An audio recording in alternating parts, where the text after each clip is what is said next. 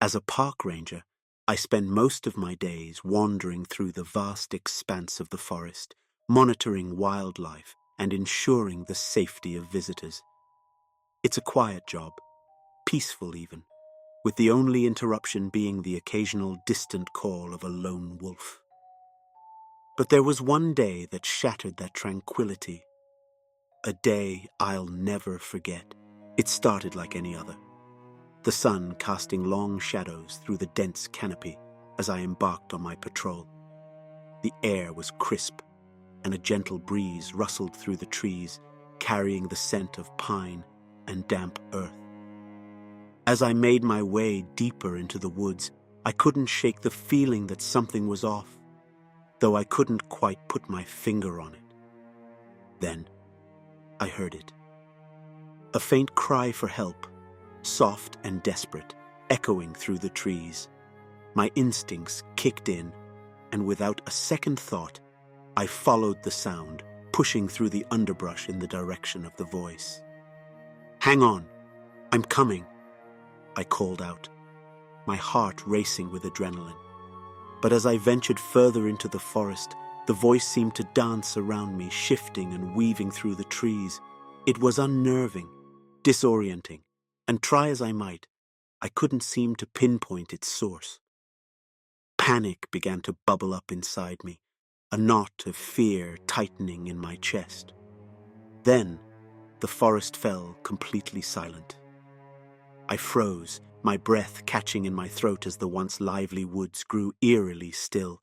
It was as if the very air had been sucked from the world, leaving behind a suffocating vacuum that pressed down on me like a heavy blanket. And then, just as suddenly as it had vanished, the voice spoke again. But this time, it was different. It sounded distorted, glitched almost, like a broken record skipping and stuttering. Goosebumps prickled across my skin as I strained to make sense of the unnatural sound, my mind reeling with confusion and terror. I took a cautious step back, my senses on high alert as I scanned the darkness for any sign of danger. And that's when I saw it. Huddled behind an oak tree was a creature, its form twisted and grotesque.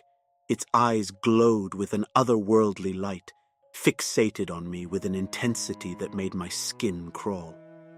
On top of its head were long twisted antlers that glistened like a sharp knife in the moonlight. Its skin was pale and stretched over elongated limbs that seemed to contort and shift with every movement. I knew then with a sickening certainty that I was face to face with a skinwalker. Panic surged through me, primal and raw as I stumbled backward, my mind racing with fear. Every instinct screamed at me to run, to flee from the nightmare unfolding before me. But I couldn't tear my eyes away from the creature. I couldn't bring myself to turn my back to the danger lurking in the shadows. With shaking hands, I reached for my radio, fingers fumbling with the buttons as I desperately tried to summon help. I raised it to my lips, frantically screaming for help into my radio, and after a couple of seconds, I heard a familiar voice. But this voice did not come from the radio. The voice was coming from behind me, and I knew this voice all too well, because it was my own voice, or at least something that sounded scarily similar to it. It was repeating my distress call back to me, only now it sounded robotic. I spun around, my heart pounding in my chest as I scanned the darkness, but there was nothing, only the oppressive stillness of the forest, broken only by the ragged sound of my own breathing. And then, just as suddenly as it had appeared, the voice vanished, leaving behind a deafening void. My mind reeled with confusion, my thoughts a jumbled mess of fear and disbelief. But there was no time to dwell on it, no time to make sense of the madness swirling around me. With one last glance back at the creature, or where it was supposed to be, I turned and ran, my feet pounding pounding against the forest floor as I raced toward the safety of civilization. I didn't stop running until I had reached the edge of the forest, the distant glow of streetlights casting long shadows across the pavement. Only then did I dare to look back, half expecting the creature to launch at me from the darkness and drag me back into the dark depths of the forest. But there was nothing.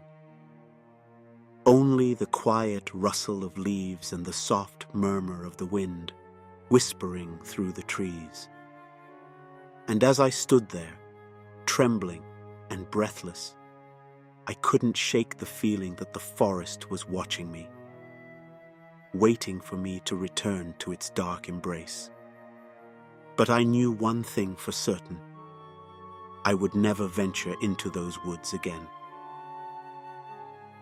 I quit my job the next day on the spot, because some things are better left undisturbed, hidden in the shadows where they belong. And I, for one, have no desire to become prey to the horrors that lurk within.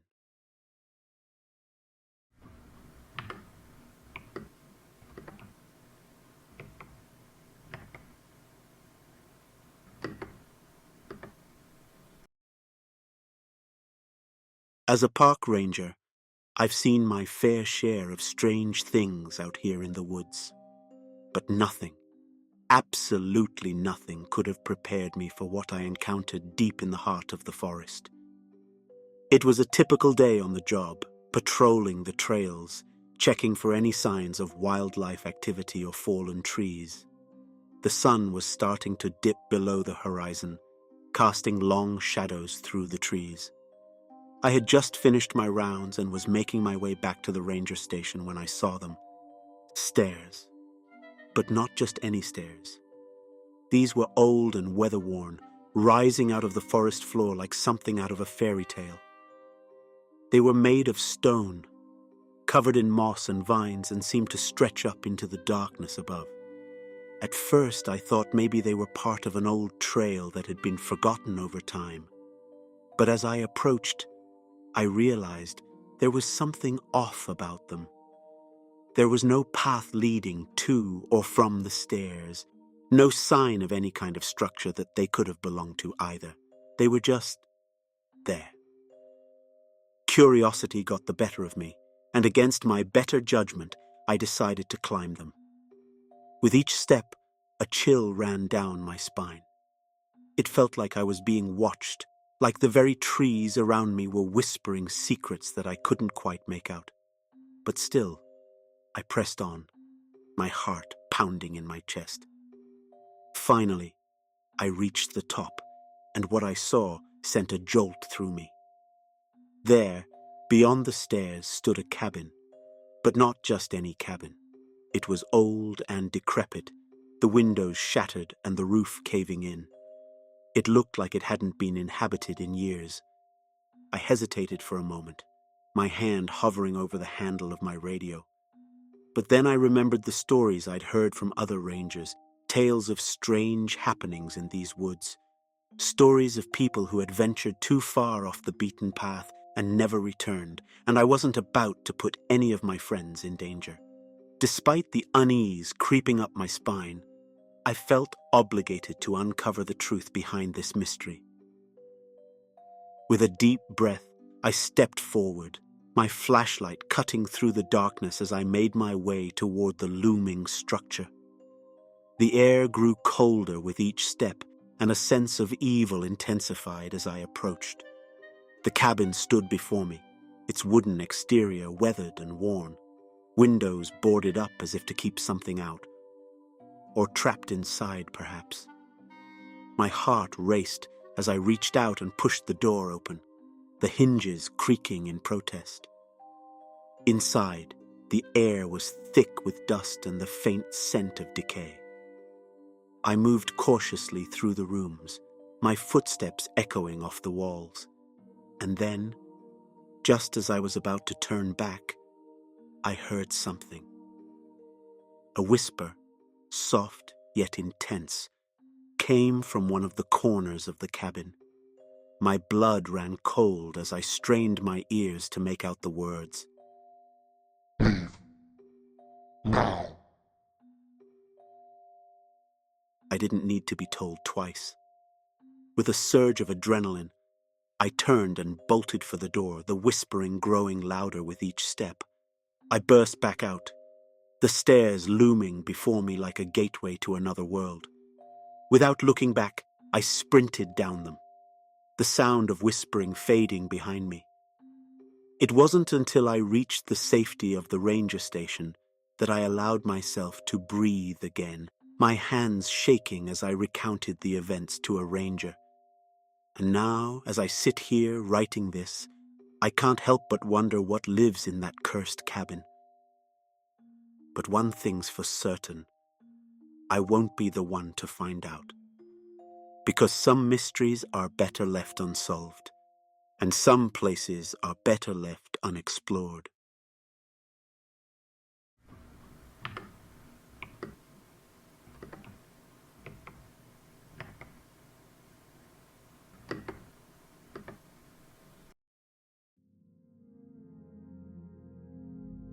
As a park ranger, I've seen my fair share of strange occurrences in the forest, but nothing could have prepared me for what I stumbled upon that fateful evening.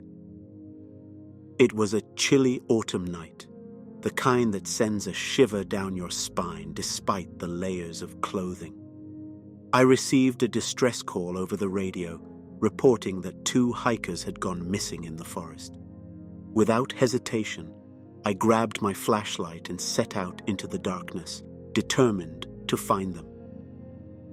The forest was eerily silent as I made my way through the thick underbrush, my senses heightening with each step. The beam of my flashlight cut through the darkness, casting long, ominous shadows on the trees.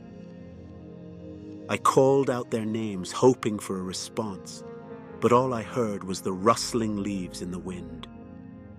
As I ventured deeper into the forest, a feeling of unease settled over me like a heavy blanket. I couldn't shake the feeling that something was watching me, lurking just out of sight. Every snap of a twig or distant howl of a wolf made my blood run cold. Then, just as I was about to give up hope, I stumbled upon something that made me shudder. In a small clearing illuminated by the faint moonlight, I saw them. The 2 missing hikers lying motionless on the ground, their bodies twisted in unnatural positions. My heart pounded in my chest as I rushed to their side, checking for any signs of life. But it was too late. They were gone, their eyes staring blankly into the night sky above. A wave of nausea washed over me as I realized the gravity of the situation. But that's when I noticed something even more disturbing. Surrounding the bodies were strange symbols carved into the earth. Symbols I couldn't begin to decipher. It was as if they had stumbled upon some ancient ritual gone horribly wrong. Trembling with fear, I stumbled backward, my mind racing with questions. What had happened to them? Who or what was responsible for this gruesome scene? And most importantly, would I be next?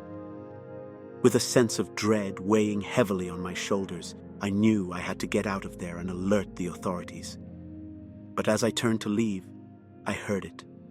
A low, guttural growl emanating from the darkness, sending a chill down my spine. I froze in place, my heart hammering in my chest as I scanned the trees for any sign of movement. But there was nothing. Just the oppressive silence of the forest, broken only by the sound of my own ragged breathing. With a newfound sense of urgency, I sprinted back the way I had come, my footsteps echoing through the night. I didn't dare look back, afraid of what I might see lurking in the shadows. Eventually, I burst through the tree line and into safety, gasping for breath as I collapsed to the ground. I fumbled for my radio, my hands shaking as I called for help, desperately trying to explain what I had seen.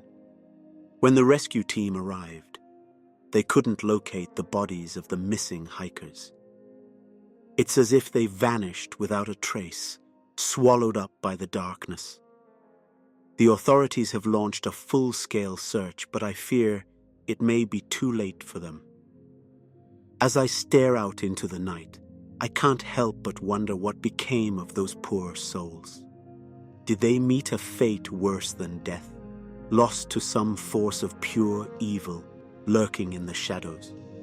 Or are they still out there somewhere, trapped in a nightmare from which they'll never awaken?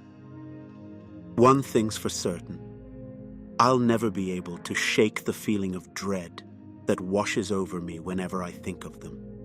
And as long as those hikers remain missing, I don't think I'll ever truly find peace.